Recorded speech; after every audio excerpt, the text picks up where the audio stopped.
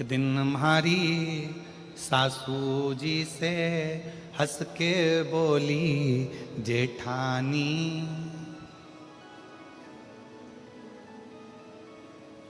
और राम नाम को सुमिरन कर लो, 2 दिन की है जिंदगानी। अब जिस दिन से जेठानी जी ने ये कहा कि 2 दिन की जिंदगानी है, राम नाम का सुमिरन कर लो, उस दिन से जेठानी का मुंह ही नहीं देखा सास।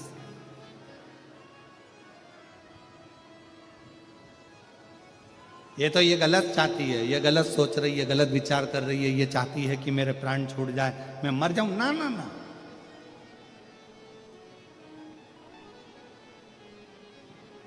बहू ये नहीं चाहती, बहू तो चाहती है कि आप खूब जियो।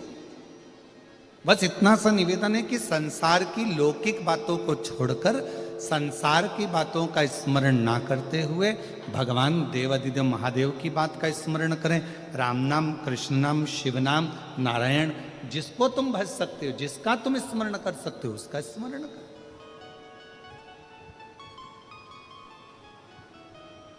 और वही की वही जो एक बहू सास से कहती है, वही की वही भगवान शंकर ने भगवान ब्रह्मा जी से कहा कि सृष्टि बनाओ, पर ये अहंकार रखकर सृष्टि का निर्माण नहीं करना है। तुम्हें अभिमतता से दूर रहकर शिव कह रहे हैं कि सृष्टि का निर्माण करो।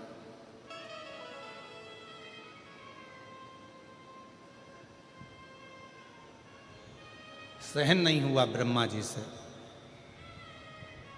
और ब्रह्मा जी से जब सहन नहीं हुआ तो ब्रह्मा जी रुष्ट होकर सीधे भगवान विष्णु जी के पास में पहुंच गए, और भगवान नारायण आराम से शेषनाग की सैया पर लेटे हुए थे। लक्ष्मी जी चरण दबा रही थी उनके।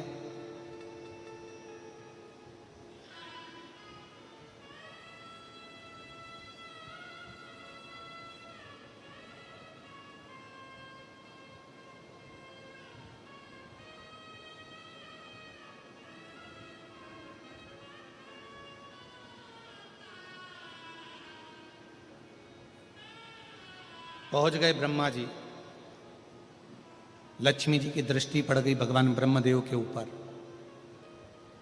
देखा ब्रह्मा जी आए हैं, लक्ष्मी नारायण के चरणों को छोड़कर हाथ जोड़कर प्रणाम किया, और नारायण को प्रणाम कर कर कहा ब्रह्मदेव आए हैं, ब्रह्मा जी आए हैं।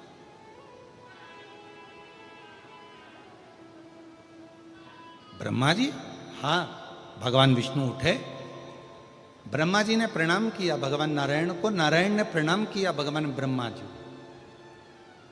कितनी सुंदर बात है, ये हमारे 33 कोटि देवी देवता ये हमको सिखाते हैं कि आप किसी को आदर करोगे तो कोई तुम्हारा आदर करेगा।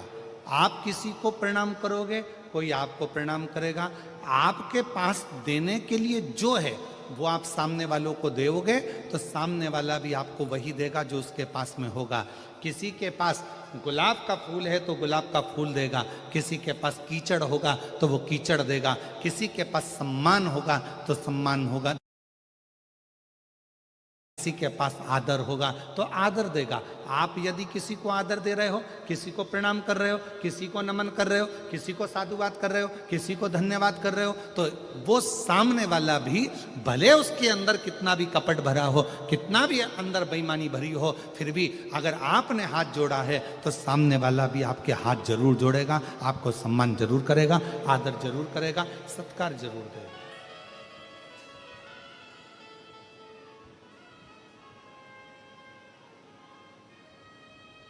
आपके पास देने के लिए क्या है ये आपके ऊपर निर्भर करता है।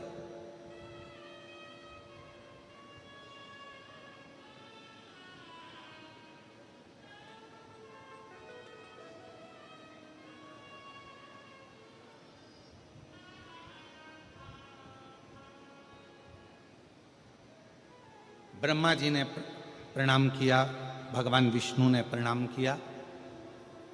भगवान नारायण ने पूछ लिया ब्रह्मा जी से कि किस कारण से आपका आगमन हुआ है, क्यों आए हो, क्या हो गया, किस लिए आना हुआ। तब ब्रह्मा जी ने कहा कि सृष्टि की रचना मैं कर रहा हूं,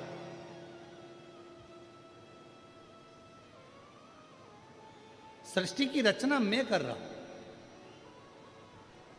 भगवान विष्णु समझ गए जहां पर मैं का संबोधन आ जाता है, जहां पर मैं का संबोधन लग जाता है, फिर और यहां मेरा कुछ भी नहीं होना चाहिए। कथा करवाने वाला शिव, कथा वाचने वाला शिव और कथा सुनने वाला भी शिव।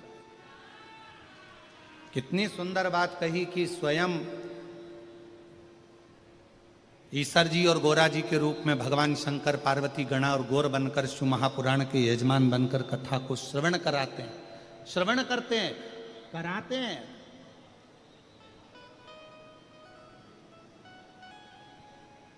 स्वयं शिव।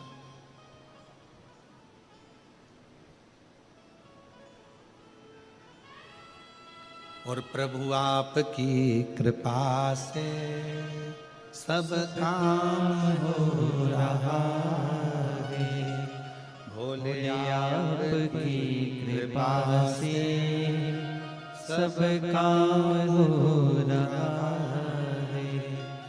करते हो भोले बाबा मेरा नाम हो रहा है, करते हो भोले बाबा मेरा नाम हो रहा है।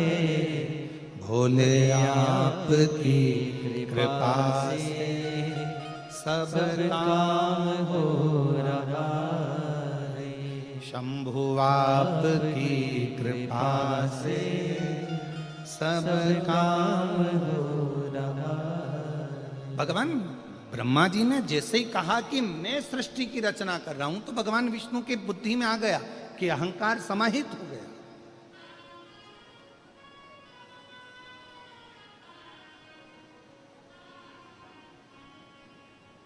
एक पंखे में 3 पंखड़ियां होती हैं। अब आजकल का फैशन हो गया तो 4 पंखड़ी का भी पंखा हो गया, पर शुरू से बचपन से अगर आपने देखा होगा तो कितनी पंखड़ी का पंखा होता है? जम के बोलो जरा। 3 का। और 3 पंखड़ी का ही पंखा घूमता रहता है, तो पंखड़ियां घूमती रहती है, घूमती रहती है, घूमती रहती है। कभी विचार करा कि 3 पंखड़ी का ही पंखा क्यों हुआ? ये 3 पंखड़ियां ही क्यों घुमाई जाती है? तो कहा बचपन, जवानी, अधेड़ी और बुढ़ापा, ये 4 जिंदगी की पंखड़ियां हैं, पर इसमें ये 3 पंखड़ी जो है ये ही घूमती हैं। बचपन खूब घूमता है, जवानी खूब घूमती है और अधेड़ी घूमती है। चौथे नंबर की जो पंखड़ी है ना, वो तो लटकी की लटकी रहती है, क्योंकि उसको मालूम है अपना घूमने का समय नहीं, अपना तो ठहरने का समय है और जिंदगी को साधने का समय। एक बचपन की जिंदगी ऐसी होती है, चलो बैग उठाओ, स्कूल जाओ, घर आए, वापस ट्यूशन जाओ, चलो कोचिंग जाओ, यहाँ आए वहाँ आए, चलो रोटी खाओ, भोजन करो, ये करो वो करो। और माँ अपने बच्चे को, माता पिता अपने बच्चे को दिन भर घुमाता रहते हैं। बचपन पूरा खत्म हो जाता है, जवानी आती है, फिर दिन भर घूमना फिरना, ये काम वो काम और कमाना करना, ये सारे काम में लगना पड़ता है। विवाह हो जाता है, शादी हो जाती है, गृहस्थी का बोझा